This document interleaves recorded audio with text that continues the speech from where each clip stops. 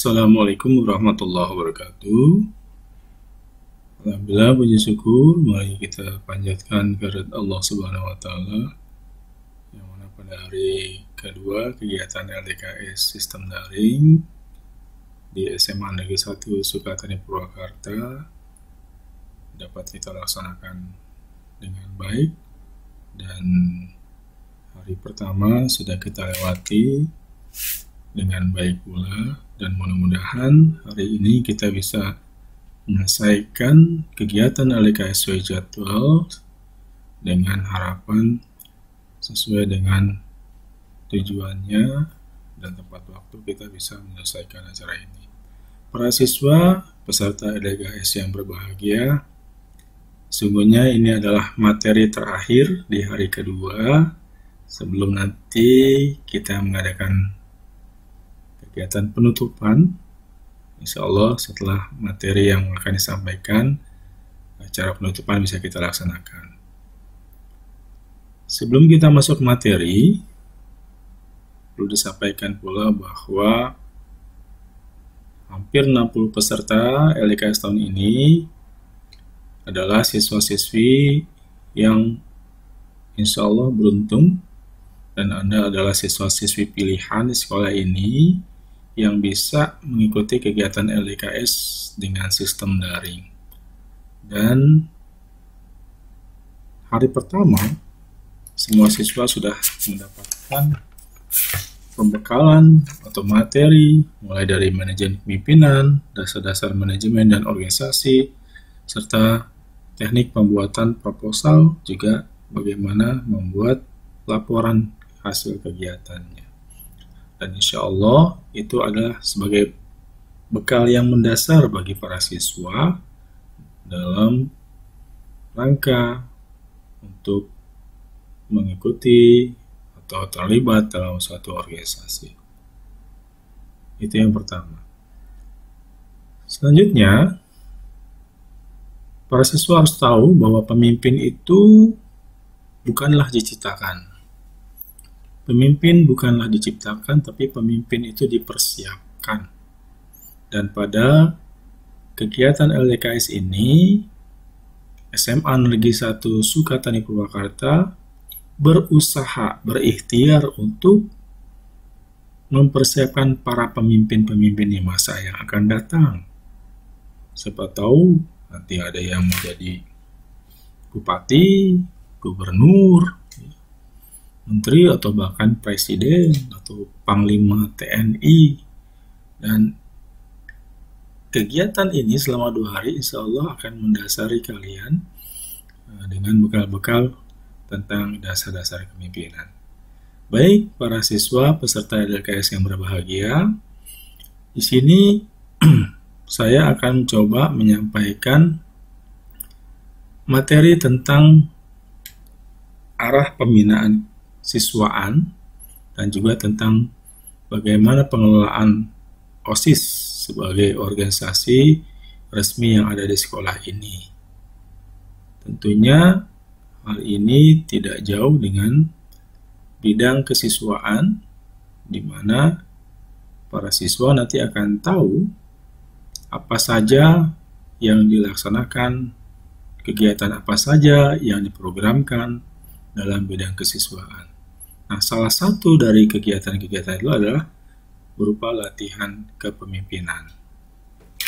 Untuk materi yang akan disampaikan itu nanti dibagi 2 sesi. Yang pertama akan disampaikan berkaitan dengan arah kebijakan atau arah pembinaan kesiswaan, dan yang kedua adalah tentang pengelolaan OSIS. Nah, pada saat menjelaskan tentang pengelolaan OSIS, mohon dipahami sebaik mungkin, karena insya Allah Anda ini yang ikut terlibat dalam LDKS nanti bisa terlibat, diperbolehkan terlibat untuk menjadi pengurus OSIS maupun MPK.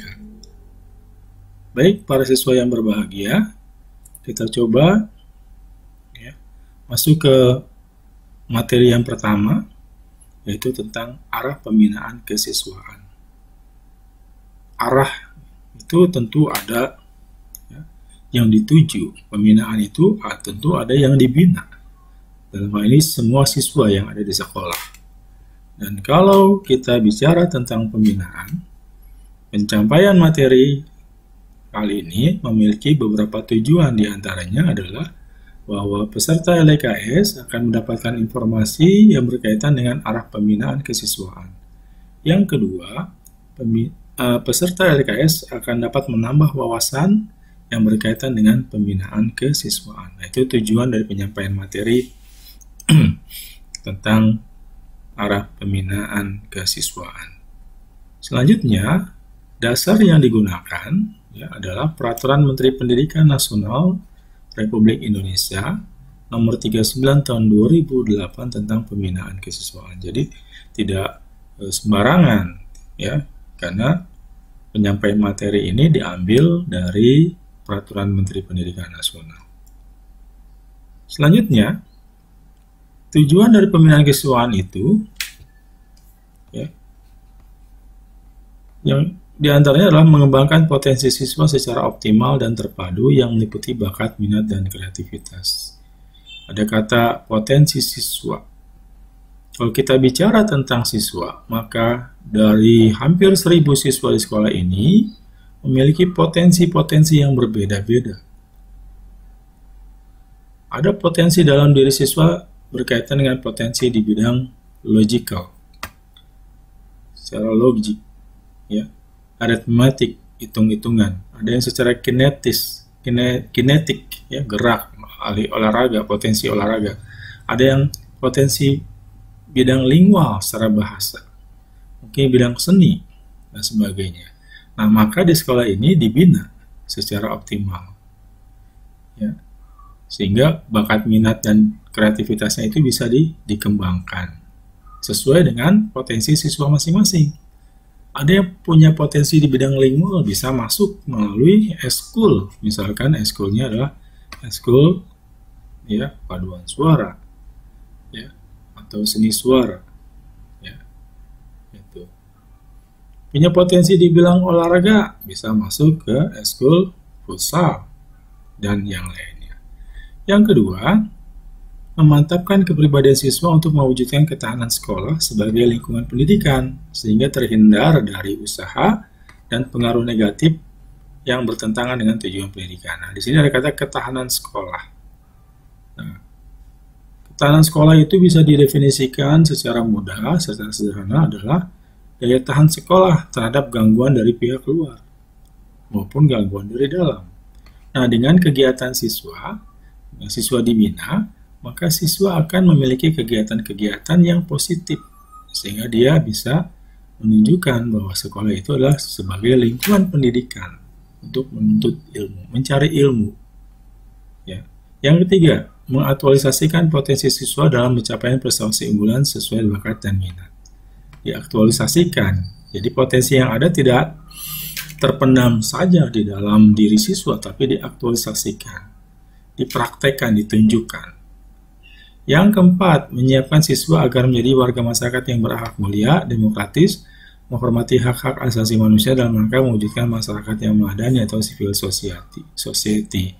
Nah, ini tujuan yang sangat baik sekali dari pembinaan kesiswaan.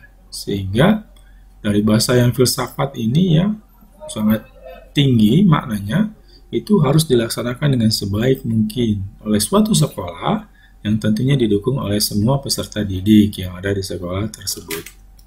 Selanjutnya, pembinaan kesiswaan itu harus memiliki arah. Tentunya nanti ujungnya itu mencapai kepada kualitas.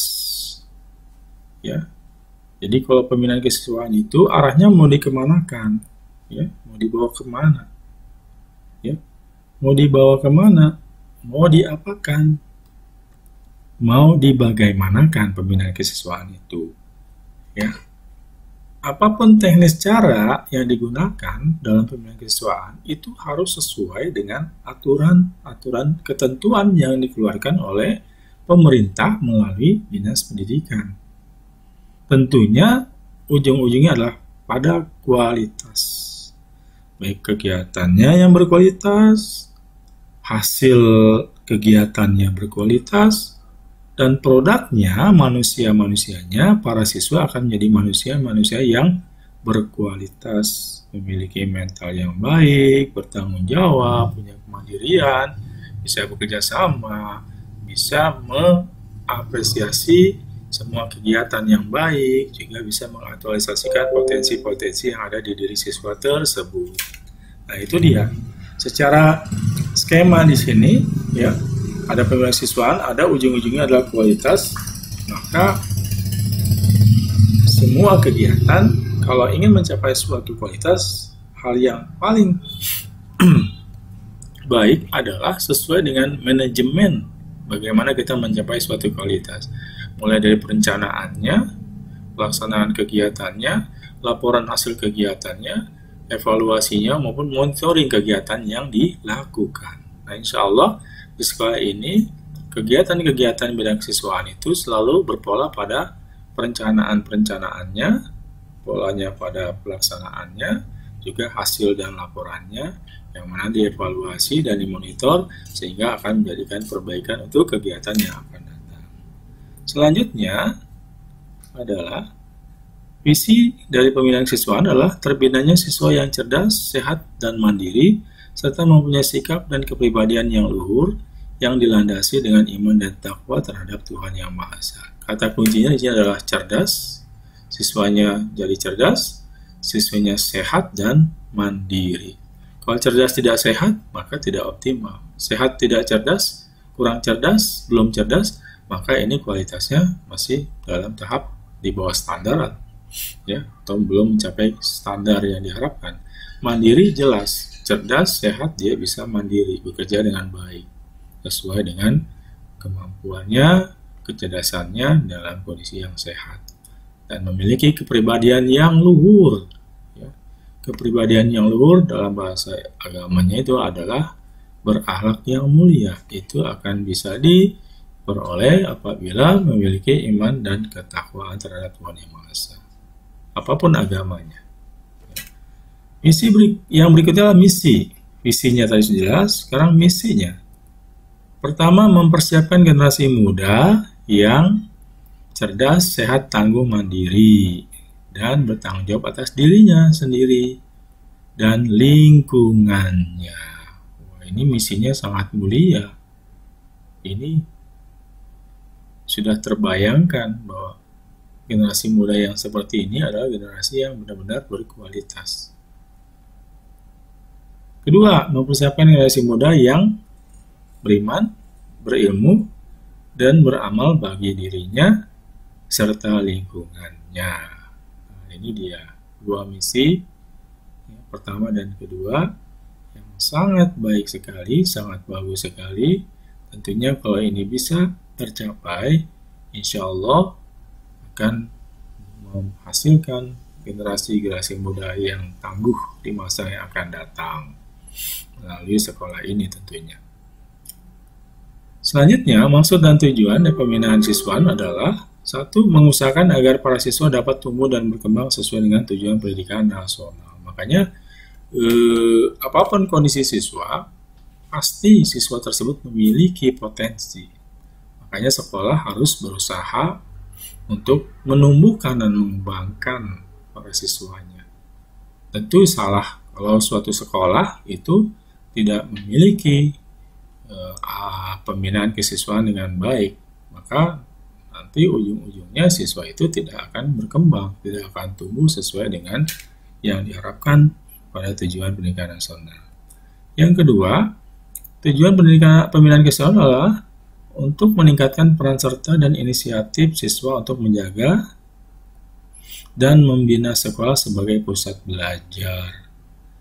Jadi, nanti semua kegiatan kesiswaan itu akan bertemakan tentang pendidikan.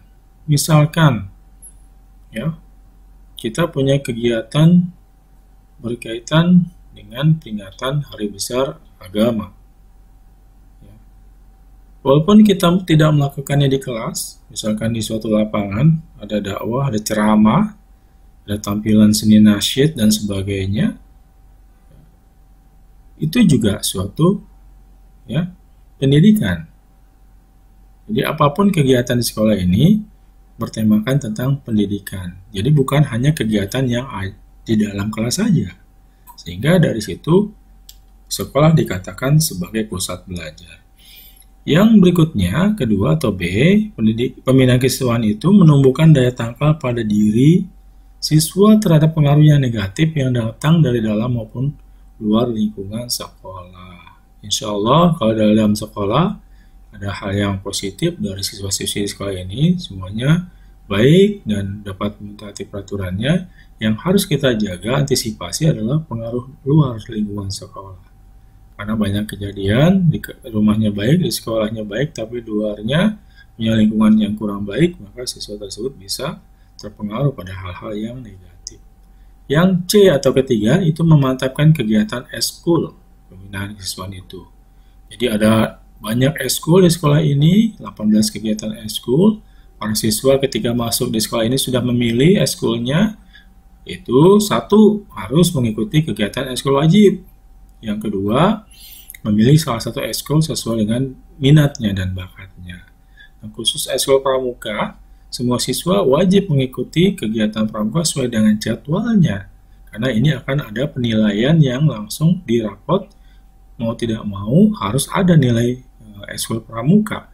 Apabila nilai eskul pramukanya kosong, maka secara penilaian rapotnya itu tidak bisa di-print, tidak dicetak karena ada kekurangan data berkaitan dengan satu nilai eskul, yaitu eskul pramuka yang merupakan eskul wajib. Berikutnya, meningkatkan apresiasi seni yang keempat atau D. Ya, di sekolah ini apresiasi seni sudah sering dimunculkan dari seni bernuansa agama, nasyid, lagu-lagu agama, maupun seni kaitan dengan seni tari maupun modern maupun tradisional. Ada juga seni berkaitan dengan seni tradisional, misalkan upacara adat, gamelan dan sebagainya. Meningkatkan sikap berbangsa, ada kegiatan yang bertemakan dengan sikap berbangsa, itu diantaranya ada kegiatan yang disebut dengan bela negara, ya, di mana siswa ditanamkan rasa cintanya kepada negara ini, menumbuhkan jiwa nasionalisme. Yang berikutnya, ke-6 atau F, meningkatkan dan mengembangkan jiwa, semangat, nilai-nilai luhur bangsa. Yang G, meningkatkan kesejahteraan jasmani dan rohani. Dan sekolah ini jelas, di samping ada mata pelajaran olahraga, PJOK, ada kegiatan eskul yang berkaitan dengan olahraga, juga ada kegiatan rutin setiap Jumat pagi, yaitu kegiatan senam kesegaran jasmani. Di sini pun Bapak Ibu guru juga terlibat bersama para siswa, pengurus OSIS dan MPK. Nah, itulah tadi pembinaan siswaan, ya, poin-poinnya, dan sekarang kita masuk pada arah pembinaannya. Nah, arah pembinaan dan pengembangan siswaan itu ditujukan pada pengembangan yang memiliki keselarasan antara dirinya terhadap Tuhan dan dengan lingkungannya. Kalau para siswa perhatikan kalimat ini berfilsafat sekali kalimatnya. Ini keselarasan antara dirinya terhadap Tuhan dan kepada lingkungannya. Tentunya di sini kata yang berkaitan dengan kalimat-kalimat di sini adalah kata yang menunjukkan adalah kesadaran diri. Ya, jadi siswa tahu akan dirinya sendiri. Siapa yang mengenal dirinya sendiri, maka dia akan mengenal Tuhannya, dan tentu dia akan berinteraksi dengan baik dengan lingkungannya. Itu arah pembinaannya secara global, walaupun kalau didefinisikan atau dirinci satu persatu akan sangat luas sekali maknanya. Berikutnya, strategi pembinaan. Nah, strategi pembinaannya itu melalui 4 strategi. 1, melalui organisasi kesiswaan.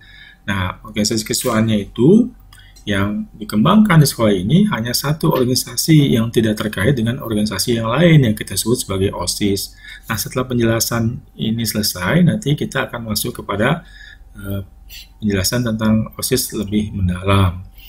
Itu ya, organisasi kesiswaan itu dikembangkan di sekolah ini. Jadi strateginya melalui pengembangan OSIS atau pengembangan organisasi kesiswaan. Yang kedua, melalui latihan kepemimpinan. Kepemimpinan itu dilatih di sekolah ini, termasuk LDKS yang sekarang sedang dilaksanakan. Nanti setelah ada latihan dasar, ada latihan menengah, ada latihan lanjutan kepemimpinan. Ya. Selanjutnya adalah kegiatan ekstrakurikuler, nanti ada materi khusus atau sudah tadi ya tentang pengembangan ekskul, di mana kegiatan ekskul itu kita memiliki 18 sampai 20 kegiatan yang mana siswa bisa memilih kegiatan itu dengan sebaik mungkin. Yang keempat adalah kegiatan wawasan wiyata mandala, di mana siswa melakukan aktivitas kegiatan dengan menempatkan posisi sekolah itu sebagai pusat belajar. Jadi datang ke sekolah bukan bermain tapi belajar apapun kegiatannya. Ya, belajar bersosialisasi, belajar berkelompok, ya, belajar secara mandiri. Ya. Jadi apapun kegiatan yang dilakukan sekolah, maka diarahkan kepada kegiatan yang bertemakan kepada belajar. Maka itu yang kita sebut sebagai cara kita memandang atau memposisikan sekolah sebagai wawasan wiyata mandala. Nah, ini strategi pembinaan yang dilakukan di sekolah. Ya, ada 4 pembinaan, ada 4 strateginya, di mana suatu sekolah harus melaksanakan kesemua kegiatan ini, harus melaksanakan semua strategi yang sudah dicanangkan. Dan alhamdulillah sekolah kita sudah melaksanakan ini sudah bertahun-tahun. Tinggal kita meningkatkan kualitasnya dari tahun ke tahunnya. Pokok-pokok program pembinaan siswaan yang paling penting adalah program pemberdayaan siswa, ya. Yang pertama, itu bisa melalui kegiatan MPLS, di mana siswa di sini berlatih memanage suatu kegiatan, khususnya MPLS yang menyambut siswa baru melalui masa pengenalan lingkungan sekolah.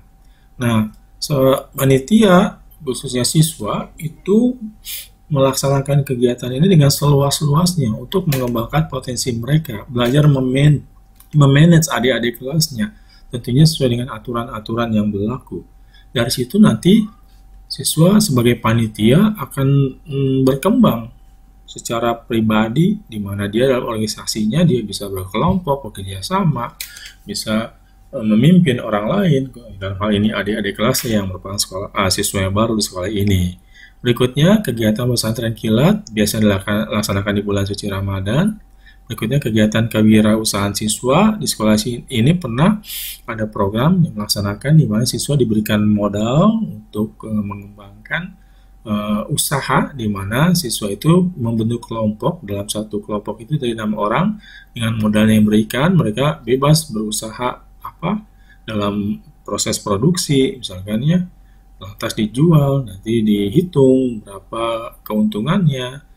Nah, dari keuntungannya itu nanti bisa digunakan, dimanfaatkan oleh kelompok tersebut sebaik mungkin, bisa untuk ongkos ke sekolah, ya, untuk beri kebutuhan buku dan sebagainya, dimana nanti selisih antara keuntungan apa yang diperoleh omsetnya dengan modalnya jadi keuntungan itu bisa untuk siswanya dan modal bisa dikembalikan ke pihak sekolah.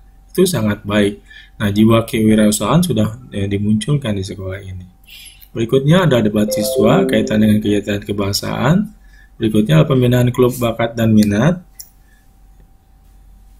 di mana siswa bisa ikut di klub-klub bahasa, baik bahasa Inggris maupun bahasa Indonesia. Atas yang berikutnya lomba prestasi bidang iptek. Sekolah ini pernah ikutan di bidang lomba robotik. Ya, alhamdulillah kita ikut berprestasi. Lomba bahasa asing, speech contest, bahasa Inggris maupun bahasa Jepang, kita pernah memperoleh juara di tingkat provinsi, lomba bahasa Jepang. Eksibisi seni dan olahraga, tampilan-tampilan di pentas seni maupun eksibisi olahraga dengan pihak sekolah lain. Pembinaan kesehatan jasmani itu melalui jadwal olahraga bersama tiap Jumat pagi. Pembinaan kepemimpinan siswa, ya, salah satu contohnya tadi disampaikan melalui kegiatan LIKS ini.